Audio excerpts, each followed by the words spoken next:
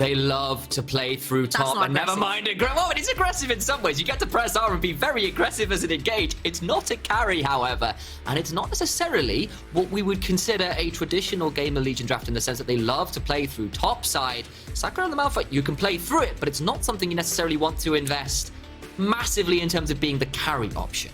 Okay, honestly, I'm not really mad at it though, because it's pretty free ganks past level 6. You can try and get onto Cabo Shard. It's a pretty free Frozen Heart as well. And it's so funny, we're always talking about Keiko, but we always forget to mention the one man down the bot lane, REKKLES, onto his Jinx.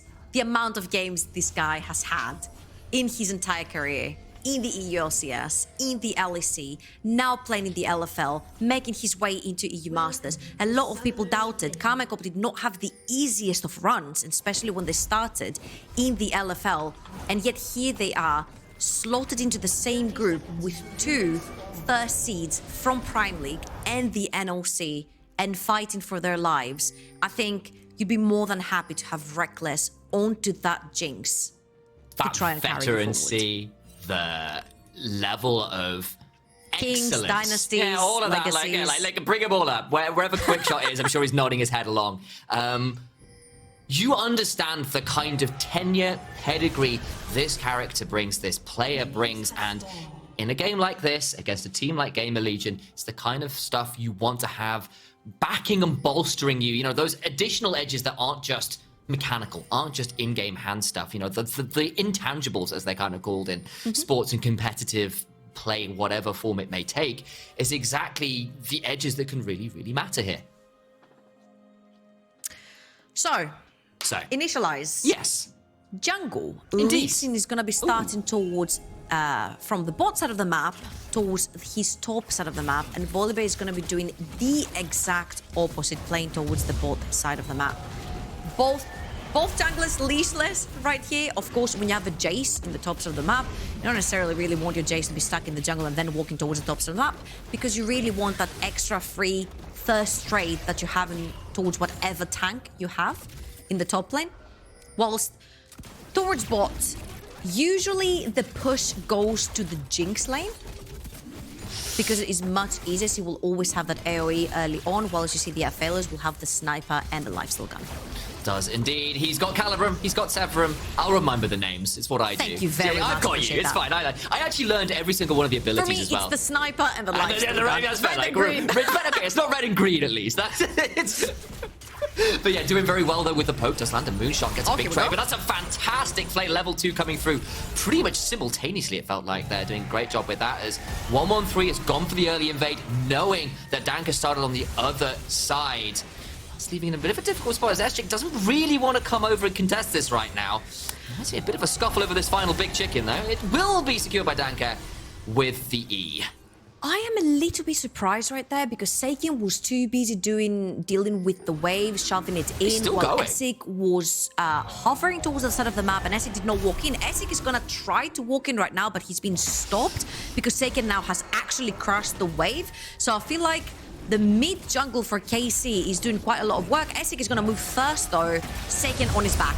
Check gonna be here. Seiken is there. It will be that mid-jungle 2v2. We said it would be explosive. I didn't expect it to be that way at 3 minutes in. The charm lands and leaves the LeBlanc in a difficult position. Clone pops. Will they get close enough to contest? But the distortion hasn't been used, so any further aggression will be perhaps a little bit fruitless. They'll just back out. Ooh, the red buff was secured by Danka though, and Hantera is here. He's off vision as well. Skull Crab secured alongside the red buff though for Danka. Means that it's not the end of the world. It'll be at least a skirmish that doesn't go to too much at this point. Yeah, really quick reset right there from the bot lane as well. You can see how easily the Jinx can push in a lane, get that cheeky recall really quickly, unlock Hantera on the map before the Thresh gets to move first, and then have that extra layer of protection, or even gank if you so wish to. So Hantera was the first one on the map, not much lost in the bot lane. It's about a wave that REKKLES is now behind on that Jinx, and now it's Wisdom's turn to try and roam the map, since they just got their own reset. Indeed it is, and a quick one as well, as you shouted out that Jinx reset's an early one, as you said, but that's pretty common, say, over in the LPL. It's something that she was talking to me about at some point as well. But generally at that point, they go towards the cull. That's their call. It's not that this time. It's gone towards the dagger. It's the refillable. We're not farming here. We're not farming here, exactly. initially, as we fight. It might be seeing a fight in the mid lane as well as Wisdom is roaming. It's what he does, but Charm will ward him away, and that does leave Ginger in a slightly difficult position as 113 trying to catch up with him, but will just force him into the jungle. Away from lane, though, critically. Okay, so purple and red, not the best guns to fight with at this point in time if you are the Aphelios. And then you also have an entire wave that's shoved in underneath your tower by the Jinx. So you actually need to dissipate the situation and everyone gets to go home safely.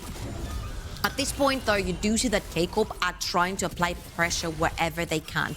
The Jinx resets, Hantera is unlocked on the map, instantly level 2 goes mid lane.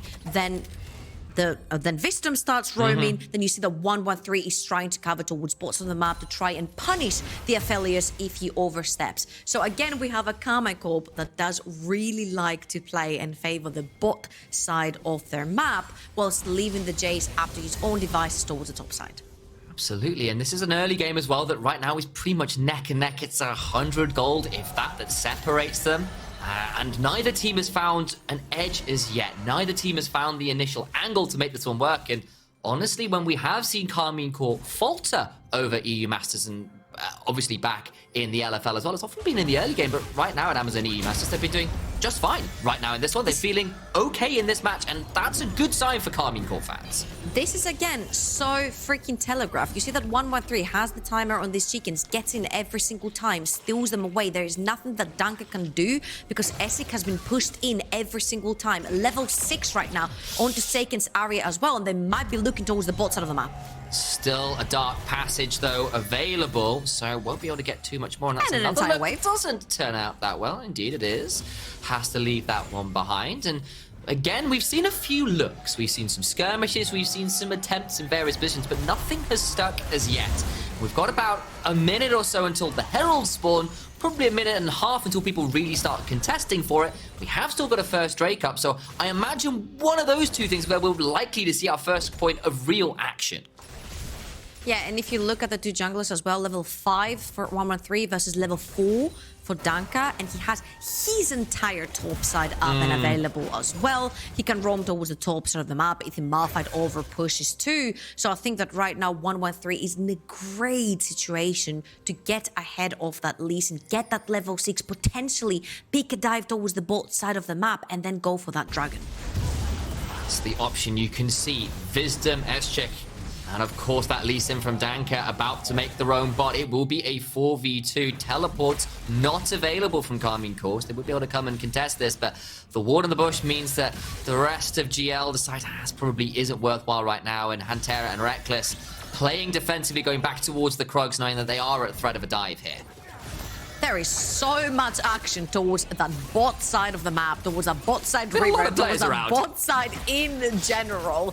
It is KC trying to make plays and GL trying to shut down that bottling pressure that REKKLES and Hantera can actually exert. And 113, level 6, trying to pull a dive onto Sakurai. He's level 7 though. They're gonna go in. That's a decent interrupt though with the Unstoppable Force slashing away, but they'll turn off the tower and he's gonna get knocked down with a hammer blow. First blood goes to Cabochard's Jace. I think that was a bit of an oopsie from Sakurai because he ults before anyone touches him, which means that while they're airborne, no one takes damage from the tower. I would like to see the replay maybe to make sure that this actually happened, but I'm pretty sure he ults before anyone touches him. On the other side of the map, GamerLegion, yes, they lose their Malphite and there's no TP or flash available for him, so he's gonna lose a lot on the top side of the map, but they've gotten 4 turret platings onto their Aphelios, who is 10 CS ahead. They've gotten the first dragon, which means they can start getting them stacked up.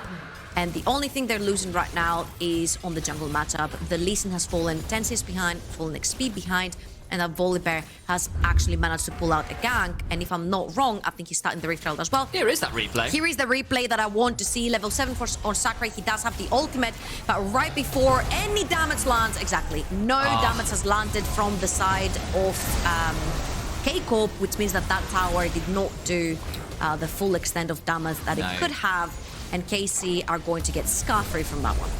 And I get it, I do. You're trying to outplay the stun and then get out from there, because if you get stunned, it's layered into the Stormbringer, and the tower gets turned off anyway, and it doesn't matter that anybody has aggro. Yep. Even so, a difficult situation, still wasn't quite outplayed, it was fine margins, and unfortunately for Sakurai, he doesn't quite make it work. Jace gets first blood, he gets to stay ahead of the curve, which is always a big one in the early lane versus a Malphite, because if the Jace falls behind, he suddenly does jack all damage to the Malphite, who just gets to build Warden Mail and Steel Caps, and take practically no damage.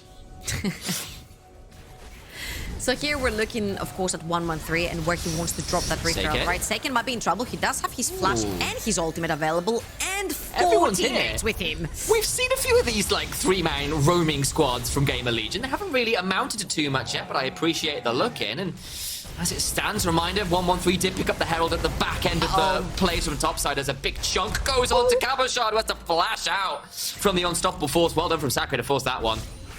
That is some great stuff right there. And if you look on your minimap right now, Danka is pathing towards the top side of the map. He will take that red and possibly he will try to make his way towards the top side to try and punish the Jace.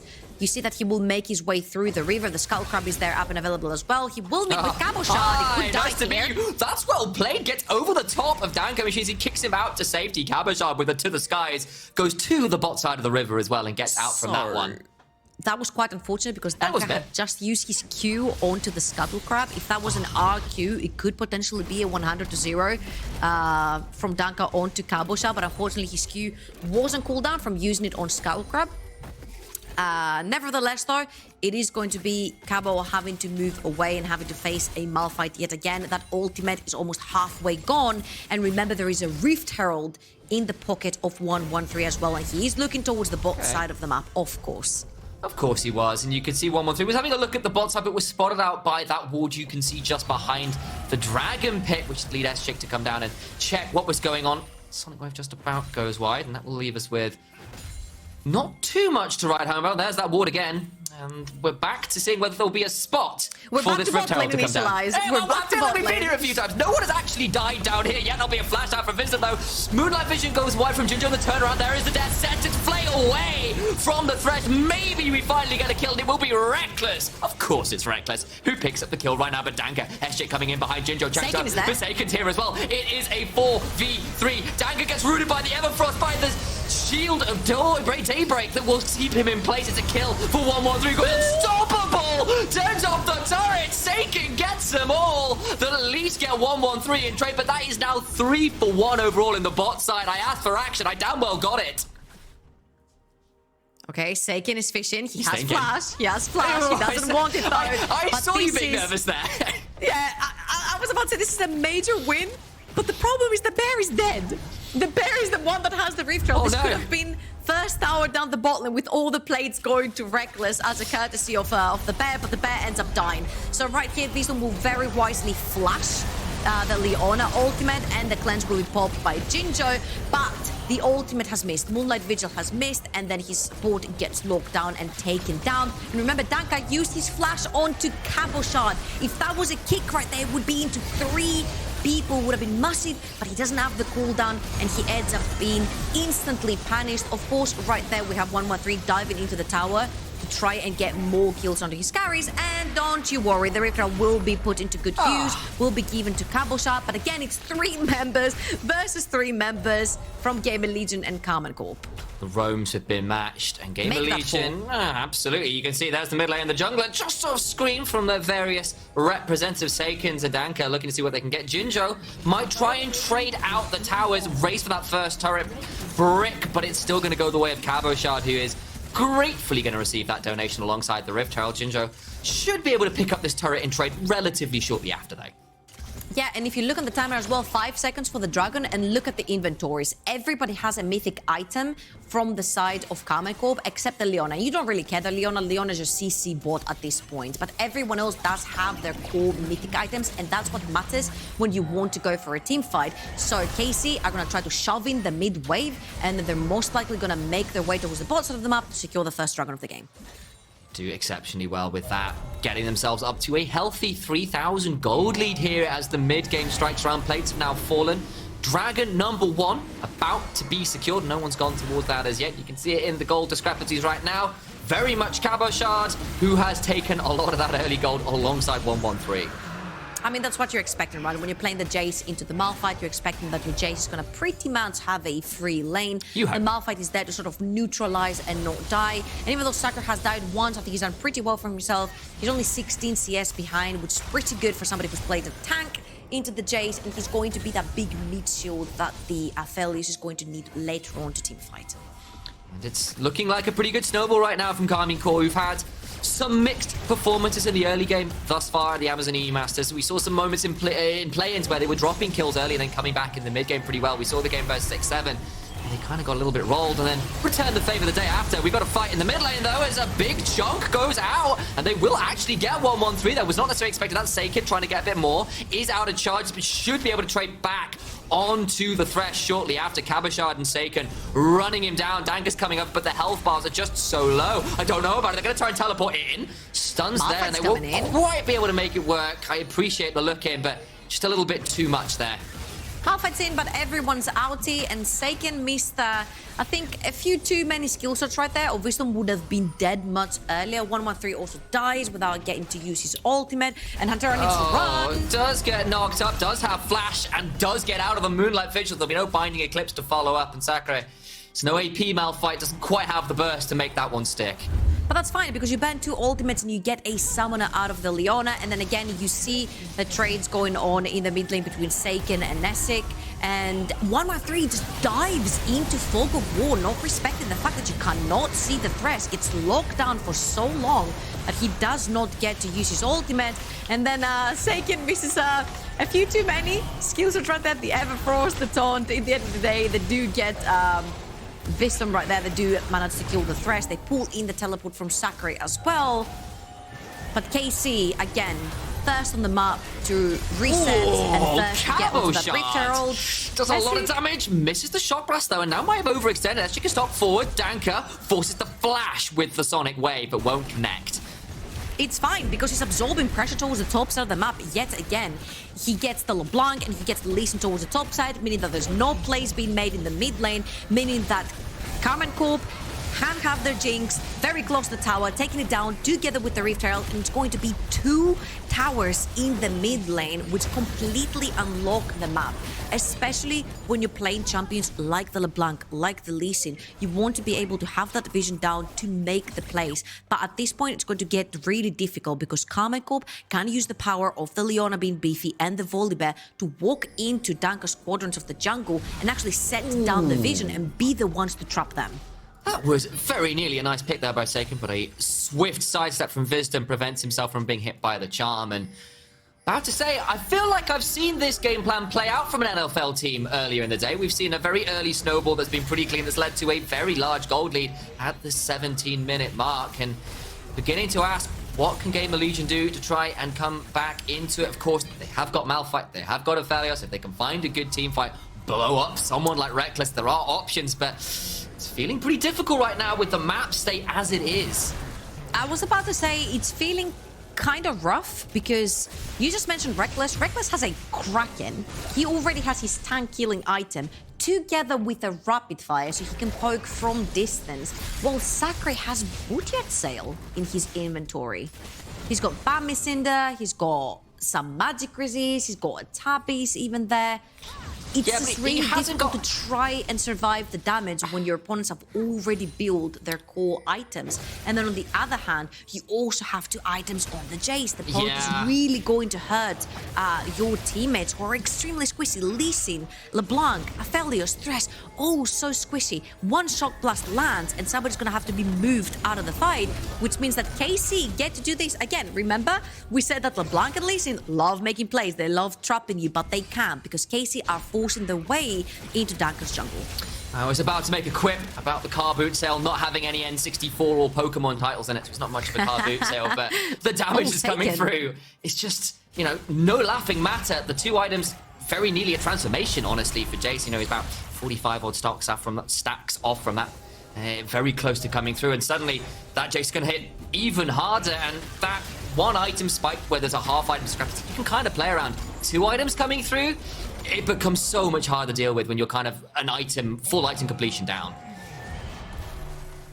Absolutely agree. And right here again, Casey at the thirst in the river, and that is your tank, your main tank that's supposed to be in the front line that's been chucked down to half HP. 113 tries to find an opening, but you can't move too far forward. Will force the ultimates out. That'll be both the Solar Flare and the Stormbringer coming through. Another Chain Lance chunks out Hantera, and they'll trade back that damage pretty well, all things said and done there from GamerLegion. I think at this point, Casey is trying to overreach a little bit too much. 113 is going to burn both his flash and his ultimate, which means he has no business in the river. And KCORP are actually going to lose that dragon. And it's a little bit questionable right here because you've got the vision in the river, you've got the setup, you're the first ones there. You shouldn't be looking to overreach for the fight, just poke people out. But because Seiken had to burn his ultimate, he couldn't play too aggressive, having Sakurai there with his ultimate. And suddenly, this went a little bit south for KARMINE Corp. They had the vision, they had the setup, they didn't have the mid lane pushed out, and they ended up getting caught. Really good stuff for GamerLegion. They see the opening, they try to make the picks, they take people down low enough to the point where you can't walk into the river, and then they take the dragon for themselves. And that was from 5,000 gold down after we're saying the item discrepancy is looking pretty difficult, and the moment they did it, GamerLegion continue to find ways to be competitive. To pick up a Drake like that is fantastic news for them. Absolutely. And the Malphite right here is just gonna start getting tankier and tankier. He's got his gauntlet already completed. And as you can see, Eschik is already hurting a lot, but Dank has been caught. Dank goes down. They're going to teleport in. Hantera has to go gold, but he's in a difficult position. Throws out the Moonlight Vigil, flashes away from his Sakurai, thinking about going in. Hantera still being chunked out. Jinjo switches out his weapon. Eschik has to flash back, and it will just be a one for none right now as Sakurai about to be run down. Skysplitter comes through, but he'll be dragged to safety by the Lantern of Wisdom. Lose a kill, but nothing more right now. And there isn't anything on the map right now that is for the taking. Only the tier 2 bot lane tower is standing, but the wave is gonna go down and the other one is pretty far away. So yes, GamerLegion are going to lose the jungler, but no more than that, thankfully for them. It is not a Baron angle whatsoever for KARMINE Corp, and slowly but surely they're gonna have to start playing for solo, stacking these dragons again, making sure that you set down your vision now that you have all these towers taken down. Because if you look on the map, you've got every single tower but one in the bot lane started for KARMINE Corp. Also, the other side for GamerLegion, you only have tier 2s remaining on top and bot, which means that they can very easily, KARMINE Corp, walk into your jungle, set down the vision, and try to trap that way. Quick point of order, I believe we do have a little bit of a spectator bug here as well. Those first 2 dragons were taken. It is a Cloud Rift, and that means that GamerLegion currently at 2 Drakes, KARMINE Corp, I believe, at 1. So just keep that in mind despite what the scoreboard might be telling you. I know that caught me out a little earlier on, so correcting that one for the viewers at home. And now we're set up with mid lane control. A little bit of an EU ram, so to speak. It doesn't quite roll off the tongue like a J ram or a Nay ram right now, and left ourselves with a bit of a choke point in the river. Teleport coming through as well. And REKKLES actually on the other side of this game chunked way out. I wasn't expecting that. I was not paying attention. And suddenly he's just dead.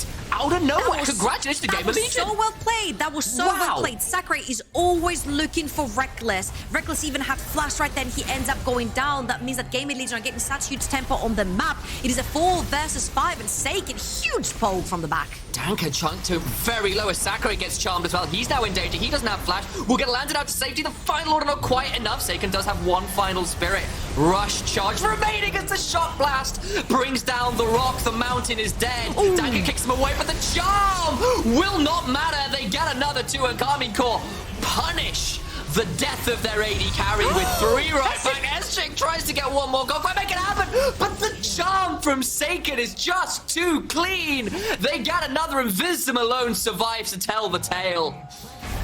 That went from great to disaster real quickly right here, Initialize. I think GamerLegion had a pretty good idea on how to play the fight. They took REKKLES' flash, which is a much longer cooldown than Sakurai's ultimate, so don't push your luck too hard. Try to replicate that later on as well, and right here they're trying to push that mid lane tower, and they're very indecisive. Wisdom plays on the right side, while the rest of his team is playing on the left side. Sakurai gets caught by Seiken, and imagine he's itemized full AD damage, which means he melts to Seiken's Ari, and then the rest of the people have a pretty good idea what they want to do. Great kick from Danka onto 4 people and a great Moonlight Vigil, but it does not matter because they fall one by one. And then SG tries to make a play and gets instantly punished as well. That was a very unfortunate chain of events, and maybe another one right here. 1-1-3's gone golden, but will he be able to get out afterwards is more the question we have to ask. Taking out a half HP, but not too much more damages. Jinjo does walk onto the traps, won't quite go down for it. Got 20 seconds until the dragon, and the commencing fights, the skirmishes, the posturing, so aggressive right now. Seiken pops the ultimate, throws out the charm, won't quite hit it. Into the backline goes Sakura, but he's left alone, and nobody will fall afterwards. They're not running away now. GamerLegion, the rocket comes flying through from REKKLES, who's got some chakrams though. Does Jinjo trying to make some more happen? 1-1-3 down pretty low, gets hooked, will about to go down, flashing away. Cabo shot though, finds another shock blast at the bottom of your stream. Chick, big chunked out, a charm onto Jinjo secures him as well, and GamerLegion are being routed by the blue wall. It's just too high to overcome.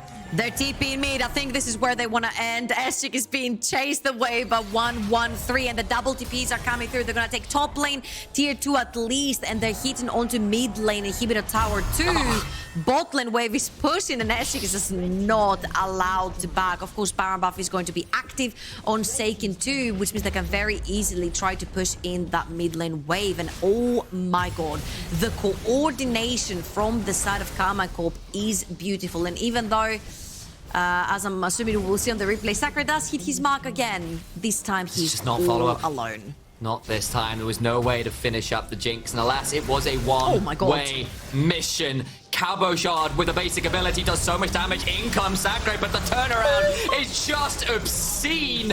Down goes the Lee Sin. That is the 5th death of the game for Danka, who is definitely not thankful for the damage coming through on his end. Visum as well. Oh my days. Avert your eyes. This isn't fit for public broadcast. Truly atrocious damage coming out, doing monstrous stuff. Cabashot survives still. No. That is foul stuff. You cannot get away with absolute murder. They walk in and 2v4. Cabochard and Seiken style on GamerLegion. I think they walked away with quadruple murder right here initialized, because the 2 solo lanes from KC have put GL 6 meters down under. Put out a police report. We have got some serial killers in the solo laners for KARMINE Core. They'll move to 2 and 1. They'll move GamerLegion down to 1 and 2. And KARMINE Core's death, the stories of it, have been greatly